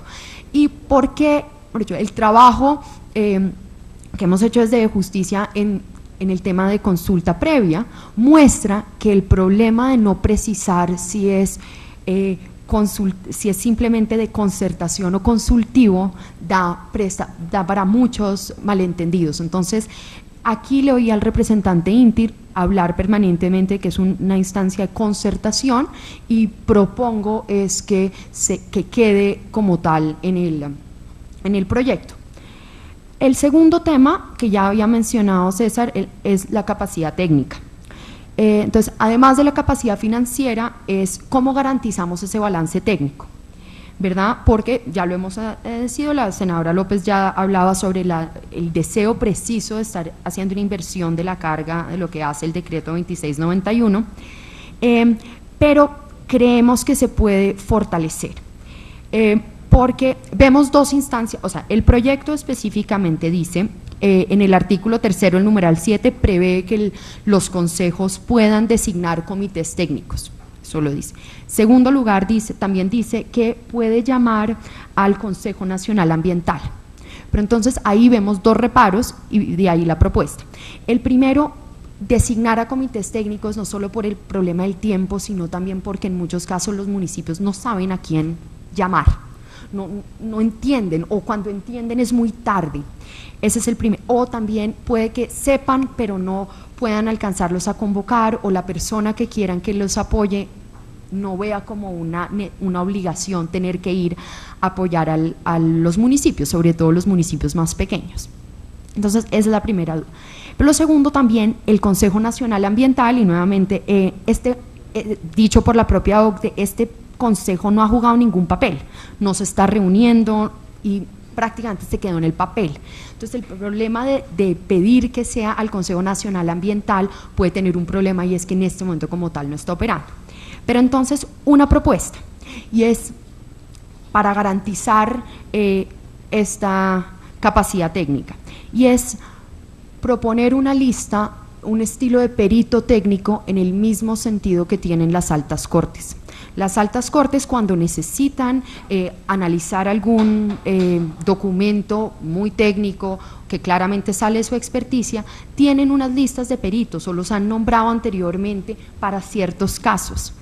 Proponemos que eso mismo pueda pasar para este tema, que sean unos técnicos oficiales para la evaluación, para la audiencia y para la evaluación de los estudios de impacto ambiental, que al nivel de las de los consejos ambientales. Entonces, eso puede ser una lista de funcionarios que los municipios saben que pueden llamar, los funcionarios ya están avisados previamente, aceptan ser peritos, pero entonces se podría garantizar esa capacidad técnica. El tercer punto es la pregunta que ya hacía uno de los representantes que no está, y es el tema de qué pasa cuando cuando el proyecto abarca varios municipios o un área metropolitana. Sé que el proyecto es muy riguroso y en el parágrafo 3 del artículo 5 empiezan a decir, anticipan este problema, pero tenemos una propuesta adicional, y es lo que dice el proyecto es que se debería coordinar para emitir un solo concepto. Pero creemos que ahí hay un problema cuando hablamos de proyectos muy grandes. Ayer esta misma audiencia estaba discutiendo el proyecto de La Colosa. El proyecto de La Colosa, entre Cajamarca y el municipio de Piedras hay 90 kilómetros. Entonces eso muestra que la variedad geográfica de los recursos naturales, la actividad productiva es muy variada, aún tratándose de un mismo proyecto, en este caso un proyecto minero. Entonces lo que proponemos ahí es que no se exija un solo concepto, sino que se tomen en cuenta los conceptos de los distintos municipios para garantizar la diversidad geográfica y económica de los municipios que pueden estar bajo los proyectos mineros. Y por último, la cuarta observación es sobre el tiempo de la entrega de la información que proponen. Una vez la empresa le entrega el estudio de impacto ambiental a la ANLA, y el proyecto dice que inmediatamente se lo debe entregar al Consejo. Como el diablo está en los detalles, nos preocupa el término inmediatamente. Invitamos a que haya un término preciso, porque anticipamos que pueden decir, no, es que para llegar a tal municipio nos tomamos 15 días, es imposible entregar la información antes. Entonces, para evitar también malentendidos en tiempo, ¿no? Y entonces recortar el periodo que tienen los consejos ambientales de discutir esta información, se fije un periodo en lugar de dejarlo el plazo inmediatamente. Y por último concluyo haciendo una observación sobre el último punto del proyecto de consejo de la modificación a la ley 99, y es sobre la licencia ambiental en fase de exploración. Estamos absolutamente de acuerdo. Nosotros hemos sostenido ese discurso, sé que otros colegas acá también, que se intentó llevar la propuesta al Plan Nacional de Desarrollo, y acá una de las organizaciones de las instituciones que más ha insistido sobre esto retoma nuevamente la propia OCDE en su informe ambiental. Entonces dice que Colombia debería tener una licencia ambiental en la fase de exploración. Pero además de la OCDE, traemos acá a colación el trabajo comparado, y es 3 países que tienen este requisito en su legislación, y son 3 países líderes mineros: Perú, Canadá y Australia. Entonces, Perú, para ser un ejemplo muy cercano, ¿no?, que siempre además se usa como un ejemplo minero o lo que podría aspirar Colombia, ¿verdad? Tiene no solamente el licenciamiento en la fase de exploración, sino que además pide un permiso especial de aguas. Pero el caso de Perú cumple un segundo propósito, y es que ayuda a desmitificar la idea de que un licenciamiento en la fase de exploración puede o crear una fuga de capitales o puede frenar la inversión extranjera directa. lo hemos visto, un crecimiento impresionante de Perú, aún teniendo esta licencia en la fase de exploración y un requisito adicional de aguas. Pero además Australia y Canadá son de los principales países mineros e internamente tienen ese requisito. Entonces, tendría sentido también para compañías que vienen no solamente de estos países, pero que ya están acostumbradas en su casa matriz a tener este requisito, tenerlo acá, no los va a sorprender. Y con eso concluyo. Muchas gracias. Doctora Rodríguez y al doctor César Rodríguez, mil gracias por sus apreciaciones, siempre muy ilustrativas, muy fundamentadas, muy útiles. Las tendremos en cuenta, todas esas precisiones que sin duda pueden mejorar el proyecto. Le doy la bienvenida y le agradezco profundamente al doctor Simón Gaviria. Yo sé que sus ocupaciones son infinitas, por su asistencia y su interés en acompañarnos en estos dos proyectos. También a la doctora Julia Miranda, directora de Parques Nacionales Naturales, cuyo concepto también y trabajo es muy importante en este tema. Como decíamos al principio, en el proyecto de regalías ambientales, que es en el que en particular la doctora Julia Miranda nos va a dar sus aportes, pues partimos de un antecedente que tiene el país, que ha sido muy útil, que es muy bueno, que es el registro único, el RUNAP, el registro único de parques naturales, que sin duda ha sido un instrumento muy valioso para que el país, señor viceministro de Ambiente, mil gracias por acompañarnos también. El RUNAP ha sido un instrumento muy importante, señor viceministro, doctor Gaviria, para que el país reconozca, identifique, tenga mecanismos de protección, de delimitación y de intervención de un recurso natural muy importante que son sus parques naturales. Nosotros queremos justamente apelar a esa grata y buena experiencia que hemos tenido, pero tratar de ampliarla no solo a parques naturales, sino al conjunto de ecosistemas estratégicos del país. Incluso aquí tenemos una recomendación del doctor Juan Pablo Ruiz, que usted lo conoce bien, doctor Gaviria, desde el Consejo de Planeación Nacional, de que no hay unas diferencias, digamos, conceptuales importantes entre la definición de ecosistemas estratégicos y de estructura ecológica principal. La recomendación del doctor Ruiz es que nos vayamos a crear el registro único de la estructura ecológica principal del país y que sepamos cómo está esa estructura dividida municipio por municipio, en fin. Puedo abusar de su tiempo 10 minutos, a mí me gustaría, tenemos un plan secreto, le voy a confesar, con la doctora Julia Miranda, aquí un acuerdo tácito.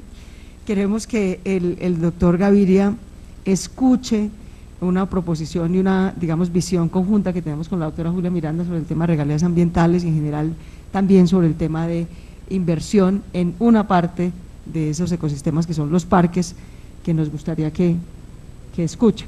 Así que si no tiene inconveniente, doctor Gaviria, le damos primero la palabra a la doctora Julia Miranda. Muchas gracias. Muchas gracias, senadora. Gracias a usted y a su equipo, que hemos podido intercambiar ideas para la realización o la estructuración de este importante proyecto de ley, que sin duda tiene mucho que aportarle a la conservación de nuestro país. Nosotros hemos analizado el texto como quedó finalmente, pero quisiera dar un antecedente sobre el trabajo que nos ha llevado a nosotros a hablar del tema de compensarle a los municipios por las áreas de su territorio que están dedicadas a la conservación de la biodiversidad, de los recursos naturales, de la riqueza hídrica, que beneficia al resto del país y al planeta también.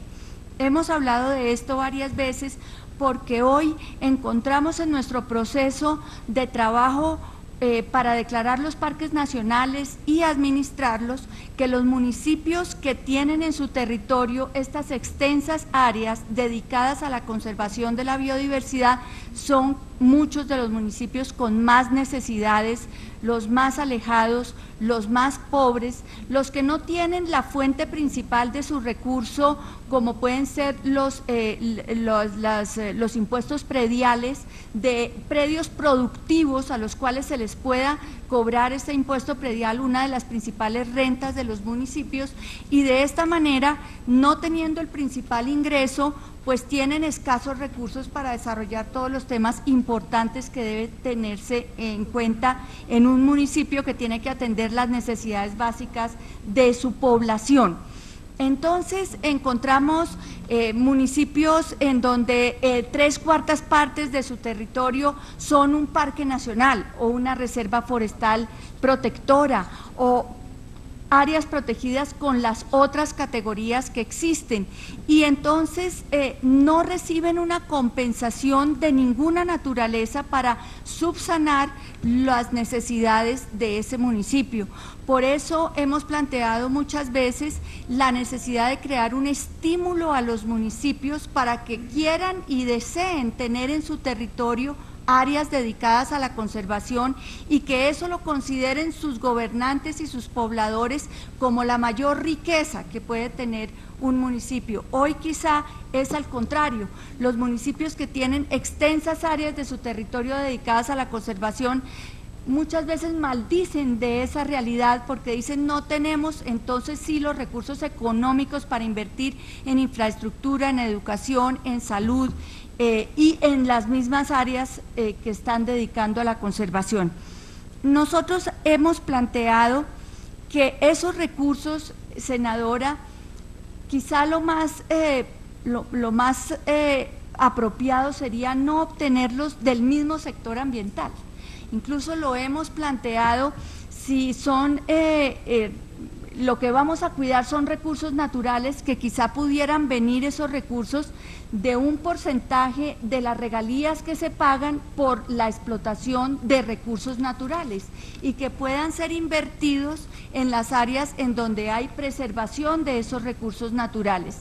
Y quizá también que, viendo en el proyecto de ley que la destinación de los recursos de la compensación o de las regalías ambientales se destinaran muy focalizadamente a beneficiar el tema ambiental, quizá podría ampliarse ese objetivo para beneficiar las necesidades generales que tienen los municipios y que no tienen suficiente financiación, como puede ser infraestructura, educación, salud, recreación, etcétera, etcétera. Es decir, contribuir a financiarle a esos municipios sus necesidades básicas y las de su población. El tema del predial que toman las corporaciones autónomas regionales para invertir en áreas protegidas estaría aquí dando una vuelta y yendo a la corporación y la corporación a su vez destinándola o dirigiéndola al fondo de compensación que hay para las corporaciones. Quizá esa vuelta pues no necesite darse, porque las corporaciones estarían invirtiendo los recursos en los temas de áreas protegidas, pero ahí no me quiero meter. Yo quiero resaltar la necesidad imperiosa que existe de que sí haya una fuente de recursos económicos que compense a los municipios que tienen en sus territorios extensas áreas protegidas para la preservación de los recursos naturales, del recurso hídrico. Y también algo adicional, cuando pensamos que esas áreas protegidas en muchos casos tienen propietarios particulares, hay propiedad privada dentro de esas áreas y esos propietarios, dedicando sus tierras a la conservación, no tienen un incentivo para ello, no hay un incentivo y sin embargo sí tienen que pagar, cuando pueden hacerlo, el impuesto predial, de tal manera que encontramos tanto al municipio haciendo un esfuerzo gigantesco por tener su territorio en preservación, como a particulares que también tienen que hacer ese esfuerzo de tener sus tierras privadas que podrían ser productivas desde otro punto de vista, agrícola, pecuario, turístico, de otras formas, pero que no lo deben hacer porque están en zonas de preservación.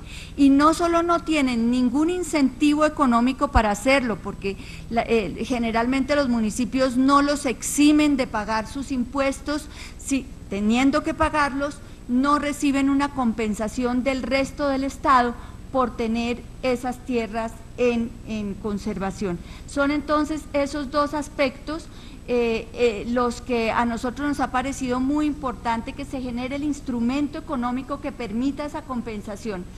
Y respecto del RUNAP, vemos una gran bondad al ser complementario del Registro Único Nacional que hoy existe. El Registro Único Nacional de Áreas Protegidas no solamente tiene la información oficial de parques nacionales, sino la información oficial de las áreas protegidas del orden regional y también de las reservas de la sociedad civil. Vemos entonces ahí una gran oportunidad para poder complementar el Registro Único Nacional de Áreas Protegidas con otros ecosistemas importantes, si se quiere, aunque hay hoy día inventario de ecosistemas claro que se ha establecido tanto en el Ministerio de Ambiente como en el Instituto Humboldt y en el IDEAM, inventarios de ecosistemas estratégicos, pero si queremos tenerlos todos dentro de un registro, perfectamente cabría, siendo el RUNAP, Registro Único Nacional de Áreas Protegidas, parte de ese gran inventario nacional de áreas dedicadas a la conservación. El Registro Único Nacional de Áreas Protegidas contiene las categorías legalmente aprobadas en Colombia. Son las categorías que hoy existen en nuestro país, que si bien podemos pensar no están completas, no están todas, porque entre las categorías aprobadas por la ley en Colombia no están las áreas locales, por ejemplo, o las comunitarias, que son las dos categorías que harían falta, que requieren ley y que todavía no están incluidas dentro de las categorías legalmente aprobadas por la ley colombiana, que podrían trabajarse a futuro y que completarían el de áreas protegidas como categoría oficial. Entonces, pues rápidamente esos son nuestros comentarios. El instrumento que fortalezca a los municipios y les compense sus áreas declaradas a la conservación es fundamental. Si podemos hacer ejercicios de discusión sobre de dónde deberían venir esos recursos, que no fueran necesariamente del sector ambiental, porque sería repartir plata que es escasa ya, sería muy interesante. Y también ampliarle el uso a esos recursos, que pudieran los municipios utilizarlos en las otras necesidades que también requieren. Gracias, senadora. Doctora Julia, mil gracias. Dos anotaciones muy pertinentes. Como ustedes bien saben, y sobre todo el doctor Gaviria, sí, digamos, usted lo está diciendo de manera escueta y yo estoy de acuerdo con usted, digamos, conceptualmente. Parte de las regalías mineras deberían pagar las regalías ambientales, es lo estrictamente lógico. Pero eso requiere acto legislativo, y por eso no lo podemos abordar en este proyecto. Y además requeriría también, no quisiera usar la palabra traumático, digamos, pero cualquier transición de un sistema a otro siempre ha generado su resistencia. El sistema de regalías ha sido recurrentemente reformador, en menos de 5 años ha tenido un cambio estructural realmente, y yo supongo que hasta ahora, digamos, estamos un poco como asentándonos, ¿cierto?, en ese nuevo esquema, como para tratar de meterle un cambio adicional, y más en un momento de vacas flacas, digamos, aún en ese sector, que era supuestamente el de las vacas gordas, pero eso se acabó, para bien y para mal. Yo creo que en general para bien del país, que va a forzar aquí al doctor Gaviria a pensar una economía más moderna y menos rentista. Yo creo que eso va a ser bueno para el país y para la paz, pero por supuesto el corto plazo es un impacto difícil y duro que todos sentimos. Doctor Simón Gaviria, mil gracias por su compañía, por su generosidad, y lo escuchamos con mucha atención sobre nuestros dos proyectos. Muchas gracias, senadora, y aprovecho y le doy un saludo muy cordial al representante Luciano Griciales y al senador Juan Diego Gómez, realmente los invitados, al doctor Juan Pablo.